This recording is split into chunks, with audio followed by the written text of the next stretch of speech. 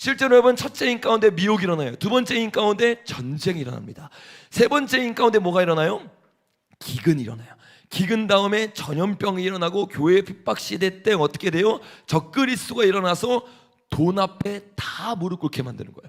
그러니까 지금 그 시나리오를 작성하기 위해 첫째, 둘째, 셋째인까지 떼지고 있는데, 이 기근이 일어나는 것은, 기근과 경제는요 안 이어질 수가 없는 구조입니다. 그래서 실제로 어떻게 그런 일들이 일어나고 있는지 우리가 영상을 통해서 한번 살펴볼 텐데, 지금 계속해서 기근이 일어나고 있어요. 이 기근 때문에 무슨 일이 일어나는지 한번 짧게 영상을 통해 한번 확인했으면 좋겠습니다. 엘니뇨로 인한 양극단의 이상기후는 먹거리 물가의 폭등을 유발하기도 합니다. 가뭄과 산불, 홍수와 같은 자연재해가 발생하면 곡식과 과일 등 농작물 수확량이 감소하는데, 이러한 1차 산업의 붕괴는 유통업, 도매업과 같은 2차, 3차 산업에 타격을 주고 나아가 전 세계에 식량 인플레이션 위기를 몰고 옵니다. 안 그래도 러시아 우크라이나 전쟁 여파로 불안정한 곡물 가격에 인플레이션까지 오면 전 세계가 막대한 경제적 손실을 피할 수 없게 됩니다. 실제로 쌀 수출 1위였던 인도는 이번 폭우로 심각한 농작물 피해를 입자 수출 절반을 금지 조치했고, 태국과 베트남에선 가뭄으로 인한 쌀 공급 우려로 수출 가격이 급등했습니다. 여러분, 가뭄과 온갖 엘니뇨 현상으로 말미암아서 어떤 일들이 일어나요? 점점 경제가 폭망하는 일들이 일어나는데, 실제로 성경에서 말하고 있는 것처럼 어떻게 돼요? 마태복음 6장 6절에 보니까 이렇게 말해요. 내가 내 샘물 사이에 나는 듯한 음성이 들으니 이르되 한 데나리온의 밀 한 대요 한 데나리온의 보리 석 대로다. 또 감람류와 포도주는 해치지 말라고 명했던 이 일들이 실제적으로 일어나고 있어요. 특별히 이 곡창지대에 우크라이나 러시아 전쟁이 일어나서 이 일이 실제적으로 일어나는데, 엎친 데 덮친 격으로 어떻게 돼요? 말도 안 되게 성경에서 예언한 순서대로 엘니뇨 현상이 일어나면서 전 세계적인 기근이 일어나고 있습니다. 여러분, 이건 절대로 우연이 아닙니다. 그리고 지금 경제학자들 그리고 기후학자들이 뭐라고 말해요? 지금 일어난 거는 시작도 하지 않았다. 2024년부터 본격적인 엘니뇨 현상이 일어나게 될 거다라고 말하면서 기후 전쟁이 일어날 거라고 선포를 하는 것이 지금 이 시대에 일어나고 있는 일이라는 거예요.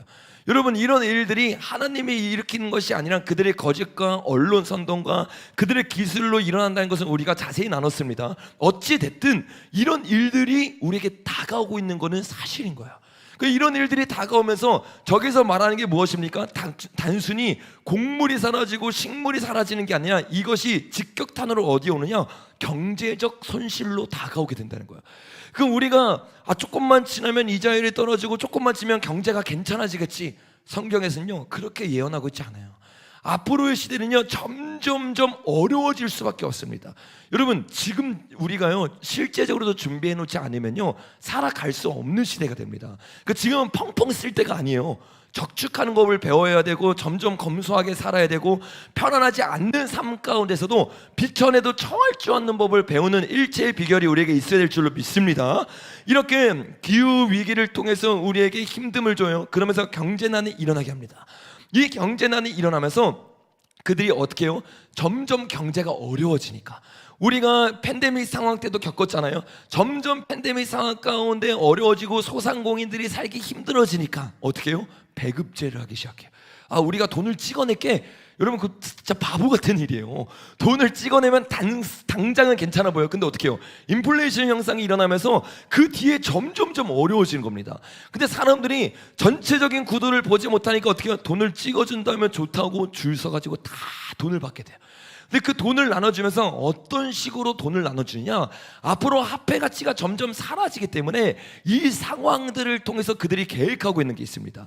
그것을 가장 크게 계획하고 있는 게 세계 경제 포럼이잖아요. 그러니까 칼막스도요 마지막 때 사단이 사용했던 사람 중에 한 명이었기 때문에 가장 먼저 어디로 이론을 침투시켜요? 경제로 이론을 침투시킵니다. 그래서 부르주아와 이 노동자 계급을 딱 나눠버리면서 돈으로 사람들의 마음을 흔들려고 하잖아요.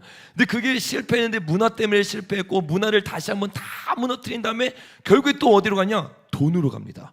그래서 돈으로 가가지고 이 사람들이 돈에 물을 굽느냐 안 굽느냐로 진짜와 가짜를 나눠버리는 거예요. 이것을 하기 위해서 칼막스 이후로 나오는 단체가 바로 세계 경제 포럼입니다. 경제를 사로잡아야 이 마지막 때 자기가 원하는 일들을 할 수 있기 때문에 매년 모여서 어떻게 하면 경제를 하나로 만들까, 돈 주기로 하나로 만들어서 자기가 원하는 일을 하게 할까, 이 일을 계획하고 있는 게 세계 경제 포럼이라고 이야기를 했습니다. 근데 여기서 같이 깊숙이 회의를 하다가 나온 사람이 있어요. 근데 그 사람이 세계 경제 포럼에서 무엇을 계획하고 있는지를 폭로했는데 우리 한번 그 내용을 살펴보겠습니다. And what people don't mention is what do these CBDCs actually look like? You know, at the moment there's a bit of talk about this being phone-based apps, and yes, that is the initial phase. But what was already ready around 2015 is the ultimate goal. What they really want, apparently, I was told by a central banker, is, you know, CBDCs looks like a small grain of rice that they want to put under your skin, which is, in my view, a violation of human dignity. And they realize there is a hurdle. So to get people to accept this, there will be, you know, why suddenly all the billionaires saying, let's have universal basic income? Because the story is going to be, oh, now we've created this vast unemployment and disruption and crises. Well, we need universal basic income. 옛날에는 이런 얘기를 하면 음모론이라고 얘기를 많이 했어요. 너무 감사한 게 저렇게 아주 뛰어난 사람들, 저쪽에 있던 사람들이 자기 입으로 직접 말을 하니까 이건 음모론이 될 수가 없어요. 세계의 정치인, 세계의 경제계가 직접 자기네들이 편안한 삶을 살기 위해서 칩을 심어야 되는데 이 칩을 심기 위해서 어떻게 해야 된다고 말하고 있어요? 수많은 사람들의 배급을 주는데 이 칩 안에 배급을 넣어줍니다. 그게 뭐예요? CBDC 사회가 되는 거죠. 전 세계를 하나로 어떻게 해요? 돈을 화폐로 만들어 버리는 겁니다. 처음에 어떻게 시작해요? 핸드폰으로 시작했다가 그 옷 안에 넣기 시작했다가 몸 안으로 넣기 시작하는 거야. 놀랍게도 이런 계획을요 언제부터 계획했느냐? 무려 10년 전부터 계획을 했습니다. 이 세계 경제 포럼에서 영 글로벌들이 만들어져서 지금 뭐 마크롱이 되고 수많은 이 사람들이 키워졌잖아요. 그러니까 이게 음모론 단체가 아니라 실제적으로 굵직굵직한 대통령들을 만들어내는 단체입니다. 이 단체의 수장이 여러분 누구였어요? 슈밥이었죠. 이 슈밥이 10년 전에 인터뷰를 하는데 10년 전쯤에 어떤 인터뷰를 하는지 한번 보겠습니다. Aujourd'hui, au bout de ça, on parle de puces qu'on pourra s'implanter. Ce sera quand ça? Certainement dans les 10 années à venir. Et d'abord, on va les implanter dans nos vêtements, c'est-à-dire wearables, comme on le dit. Et après, on pourrait s'imaginer qu'on les implante dans nos cerveaux ou dans notre peau. Et à la fin, peut-être il y a une communication directe entre notre cerveau et le monde digital. Ce que nous voyons, c'est une sorte de fusion du monde physique, digital et biologique. 여러분 뭐라고 말하고 있어요? 2016년에 말하고 있는데 10년 안에 이 일을 일어날 것입니다 라고 말하면서 그들이 뭐라고 말해요? 2025년까지 현금 없는 사회를 만들겠습니다 라고 말하고 있어요. 이미 여러분 몇십 년 전부터 계획한 대로 그들이 움직이고 있는 겁니다. 그러니까 이런 사회가 올 것을 저들이 알고 있어요. 그러니까 10년 안에 이런 일을 자기가 할 것을 확신하고 있는 겁니다. 확신하면서 뭐라고 말해요? 결국에는 칩을 싣는 게 궁극적인 목적이 아니라 머리를 어떻게 해요? 인공지능과 연결시켜 버린 겁니다. 모든 것을 디지털 사회로 만들어 버리는 거예요. 처음에는 사람으로 시작하지 않습니다. 모든 이 내가 가지고 있는 물건들 이거를 디지털 신호로 다 입력을 해요. 그리고 디지털 신호로 입력되지 않은 물건을 샀을 때 불법자가 되는 겁니다. 그러니까 성경은 당연히 못 사는 시대가 다가오는 겁니다. 가축들에게 어떻게 해요? 이 심을 심어가지고 체크가 되지 않는 가축, 뭐 고양이, 강아지 이런 거 살면 어떻게 해요? 불법이 되는 세계가 돼요. 이런 일이요 여러분 지금 본격화되고 있다는 거예요. 본격화될 수 있는 모든 세계적인 시스템이 어떻게 해요? 갖춰진 겁니다. 이 시스템이 갖춰지고 있을 때 이 시스템을 가장 활발하게 이용하고 있는 게 빌 게이츠죠. 아마 뉴스를 보신 분은 알겠지만 빌 게이츠가 최근에 어디를 갔었어요? 중국을 갔죠. 빌 게이츠를 만났는데 빌 게이츠가 우리는 몇십 년 동안 가장 친한 친구이다 이러면서 빌 게이츠와 단짝놀이를 하면서 어떻게 해요? 가장 보이지 않는 곳에서 깊은 회의를 하면서 중국과 AI가 더 합쳐져야 된다. 그리고 중국의 이 빅브라더가 어떻게 해요? 전 세계적으로 퍼져나가야 된다고 이 빌 게이츠는 얘기하고 다니는 거야. 그러니까 그들이 생각하고 있는 속내가 무엇인지를 우리가 이런 짧은 인터뷰를 통해서도 정확하게 알 수 있습니다. 근데 그런 인터뷰를 했던 중국이요, 지금 이 CBDC 사회가 어떻게 될지를 가장 잘 보여주고 있는데, 어떤 사회로 중국이 가고 있는지 우리 영상을 통해서 한번 보겠습니다. 베이징의 한 식당, 계산대에 디지털 위안화 결제가 가능하다는 표시가 붙어 있습니다. 중국 중앙은행인 인민은행이 만든 전자화폐로 앱을 다운받아 은행 계좌와 연결해 사용하는 방식입니다. 去年的那时候是试验的时候，就是部分人群有这个虚拟货币里边有金额是可以使用的。 제 뒤로 보이는 저 은행은 오는 4월부터는 입출금 등 현금 취급 업무를 하지 않기로 했습니다. 중국에서는 이런 은행이 점점 늘어나고 있습니다. 디지털 위안화는 100% 추적이 가능한데 현금까지 사라지면 중국 당국은 누가 어디에 돈을 썼는지 모두 파악할 수 있습니다. 국가 통제력이 더욱 강화될 수 있는 겁니다. 디지털 위안화 보급의 목표가 바로 여기에 있다는 분석도 나옵니다. 중국 정부는 해외 투자나 차관에도 디지털 위안화를 적극적으로 사용해 달러 중심의 국제 결제 시스템에 맞서 위안화를 세계 기축 통화로 키운다는 계획입니다. 베이징에서 MBC 뉴스 이혜인입니다. 여러분, 점점 디지털 화폐가 커져가고 있고 달러는 어떻게 돼요? 점점 위치가 좁아지고 빛이 넘쳐나면서 흔들리고 있는 상황 가운데 가고 있죠.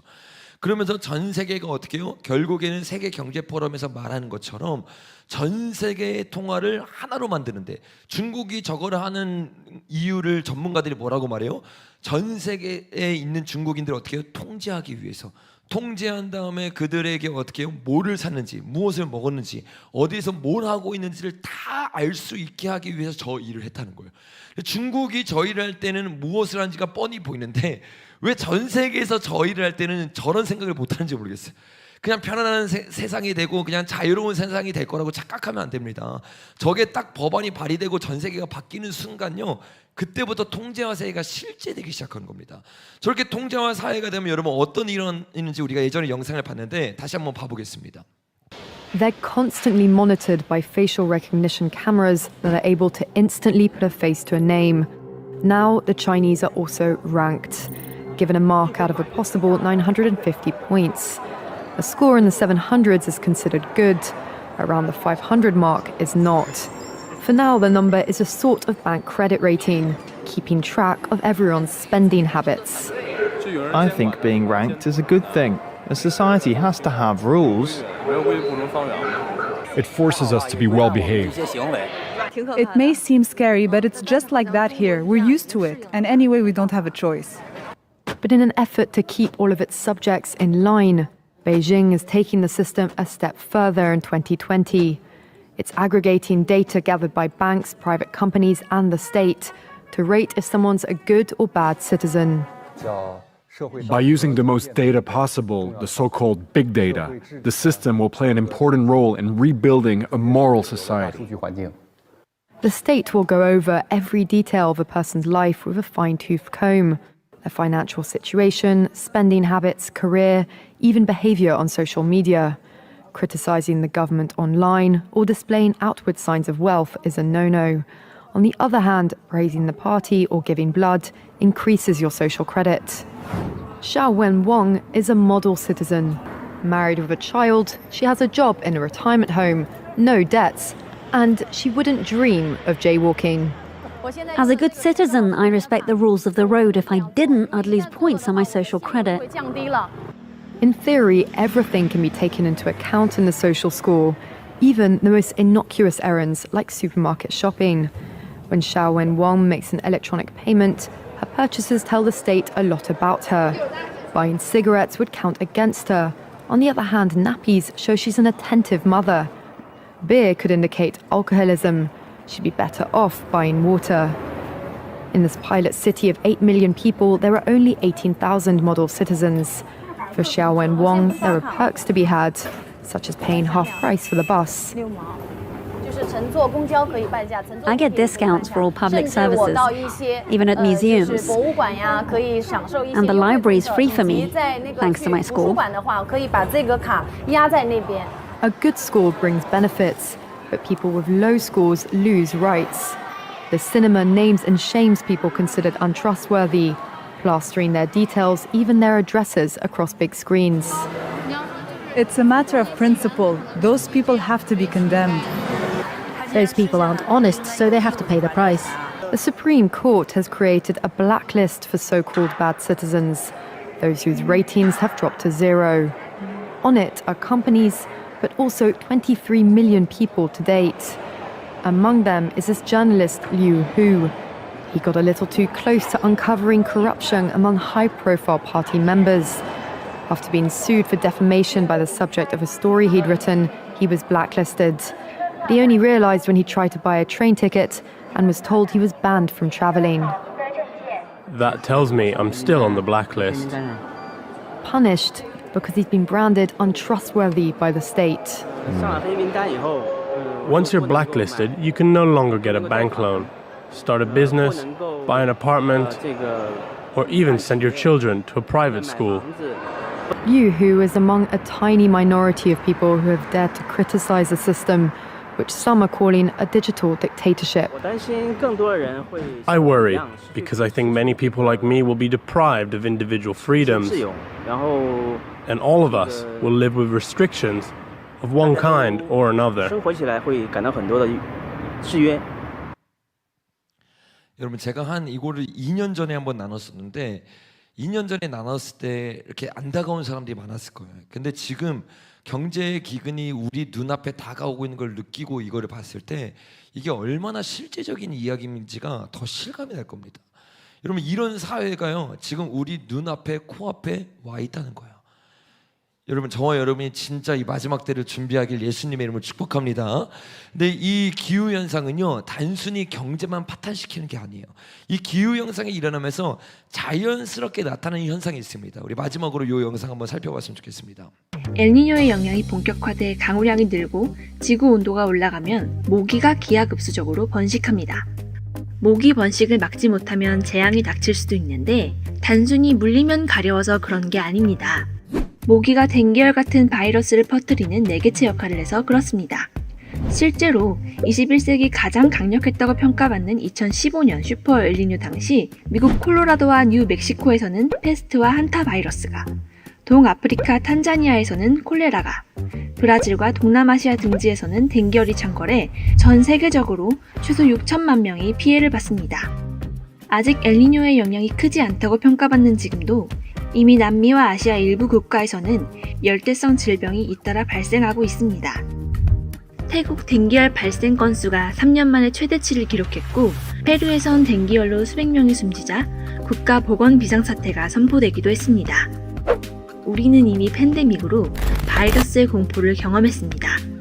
제때 대응이 어려운 바이러스가 대응하기 어려운 속도로 전파되면 사회는 마비되고 경제는 추락합니다. WHO is preparing for the very high probability that 2023 and 2024 will be marked by an El Nino event, which could increase transmission of dengue and other so-called arboviruses such as Zika and chikungunya. The effects of climate change are also fueling mosquito breeding and the spread of this disease. 여러분 뭐라고 말하고 있어요? 단순히 엘니뇨 현상이 기후 위기를 통해서 경제에만 영향을 미치는 게 아닙니다. 요거를 통해서요 빙하가 녹기 시작하고 막 땅들이 질퍽해지기 시작하면서 전염병들이 어떻게 해요? 숨어있던 전염병들이 올라오기 시작하고 또 모기를 통해서 어떻게 된대요? 모기의 번식을 통해서 수많은 전염병들이 전 세계를 장악하게 될 거라고 얘기하고 있습니다. 되게 신기한 게 한 몇 개월 전에 이 빌 게이츠가 모기의 사랑 계약을 맺었어요. 그렇죠? 아시죠? 그러니까 이런 게 여러분 그냥 우연히 이루어지고 있는 게 아니에요. 이런 것들을 통해서 어떻게 해요? 우리에게 계속해서 잘못된 질병들과 이번 질병은요 저번 팬데믹이랑 다릅니다, 여러분. 진짜 질병이 오는 거예요. 성경에서 말하기를 3분의 1을 죽일 건세를 준다고 말하고 있어요. 그러니까 기근과 엘니뇨와 요 모든 거, 미혹과 요 모든 걸 다 합해서 전 세계 인구의 3분의 1입니다. 요게 여러분 넷째 인까지 떼었을 때 3분의 1인데 지금 세 번째 인이 떼어지고 있다니까요. 그 지금 얼마나 충격적인 세상을 우리가 살아가고 있는지 봐야 돼. 이거 지금 전문가들이 얘기해 주는 게 성경에서 말하고 있는 순서와 정확히 똑같잖아요. 저들은 저게 성경에서 나오고 있는 이야기인지를 모를 뿐이에요. 근데 이걸 알고 있는 우리조차도 이걸 못 깨닫고 준비를 못하면요 정말 땅을 치고 후회합니다.